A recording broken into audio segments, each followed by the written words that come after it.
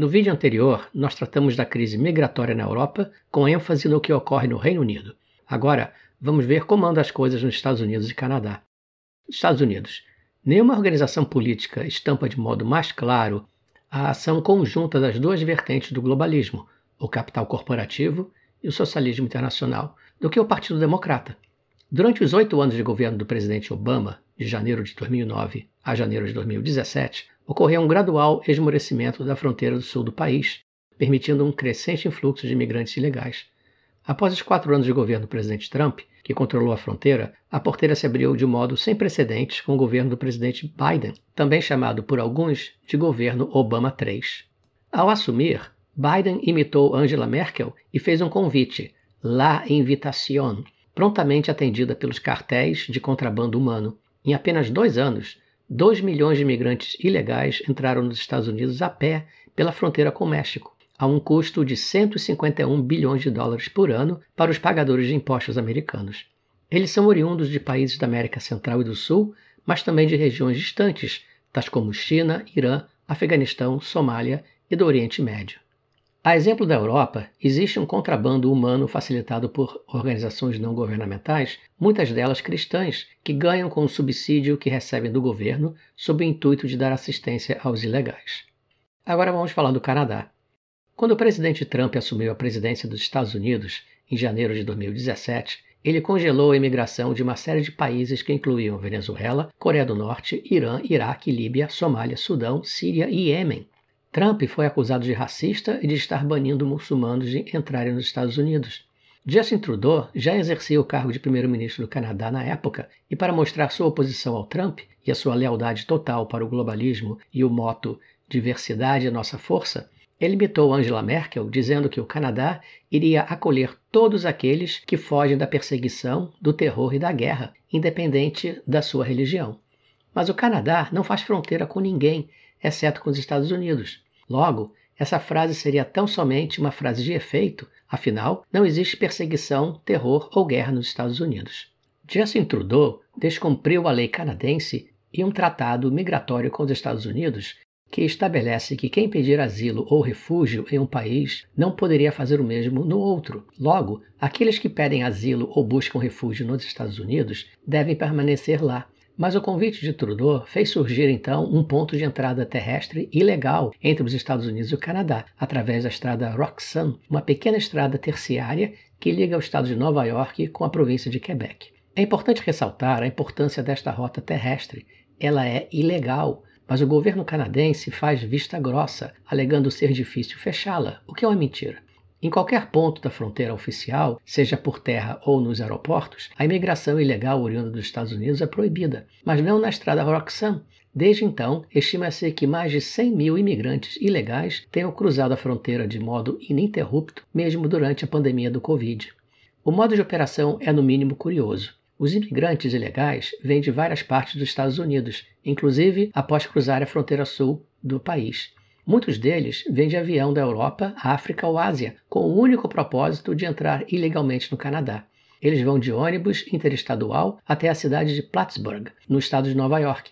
Muitos deles têm sua passagem paga pelo próprio governo de Nova York. Ao chegar lá, eles se aglomeram na estação de ônibus da cidade.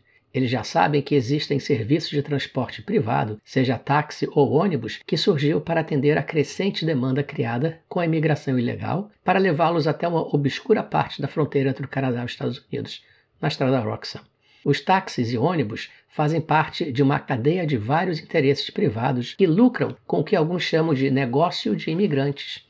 Muitos táxis são inclusive pintados de amarelo com os dizeres "Fronteira de Roxham" estampadas em cada lado. É uma indústria que vale centenas de milhões ou mais, com o custo crescendo apenas para os contribuintes canadenses, os pagadores de impostos. Os imigrantes ilegais evitam a entrada oficial do Canadá mais próxima, localizada em Blackpool. Eles sabem que se eles tentarem entrar por um controle fronteiriço oficial, eles vão ser mandados de volta. Ao chegarem perto da fronteira em Roxham, os imigrantes descem dos veículos, carregam seus pertences por alguns minutos e entram ilegalmente no Canadá para fazer um pedido de asilo. Eles são recebidos pela polícia montada, mas não pela polícia fronteiriça, que os ajuda a carregar seus pertences até o transporte que os aguarda do lado canadense. Eles são transportados para hotéis, onde são alimentados e abrigados, tudo às custas do governo. De acordo com dados fornecidos pelo Ministério da Imigração, Refugiados e Cidadania, o governo gastou cerca de 136 milhões de dólares entre 20 de março de 2020 a 31 de janeiro de 2023 em acomodações temporárias para requerentes de asilo que entraram pela estrada Roxham. O Ministério diz que o custo inclui refeições, acomodação, transporte e segurança. A isso se some os 551 milhões de dólares enviados para as províncias e municípios desde o ano de 2017 por meio do Programa Interino de Assistência à Habitação, que cobre custos extraordinários de moradia provisória para requerentes de asilo. Se o governo determinar que os imigrantes ilegais são elegíveis para fazer um pedido de asilo, eles também terão acesso à assistência social, educação, serviços de saúde, moradia de emergência e assistência jurídica, enquanto esperam que o Conselho de Imigração e Refugiados emita uma decisão sobre o seu caso de acordo com o governo. Esse processo pode levar anos devido a atrasos significativos, durante os quais os agora requerentes de asilo vivem com tudo pago pelo governo, ou seja, pelos pagadores de impostos. Adicione-se a isso os imigrantes legais, que em 2022 somaram 955 mil pessoas. Estima-se que em 2023 o número de novas chegadas internacionais ultrapassará a 1 milhão, ou seja, o Canadá, um país de 37 milhões de habitantes, está absorvendo 3% da sua população a cada ano. Este grande número age como uma bola de demolição na economia canadense. Essa migração em massa para o Canadá é o maior movimento de pessoas fora de guerra, fome ou colapso social da história.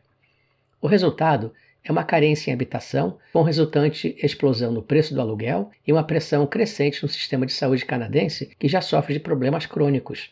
Além, claro, da mudança cultural e social provocada pelo ingresso repentino de uma massa enorme e contínua de imigrantes que acaba impondo suas normas sobre uma população canadense educada a odiar a sua própria cultura. E no Canadá, o voto muçulmano já tem peso para influir nas eleições federais. E obrigado por assistir o vídeo até aqui. Se você gostou, faça o de costume, dê um like, compartilhe e se inscreva no canal. E não se esqueça que eu tenho também os canais alternativos do Rumble, BitChute e Odysee para tentar fugir da censura do YouTube. E por último, não se esqueça também de se inscrever no blog Lei Islâmica em Ação em fielatento.org. Até a próxima!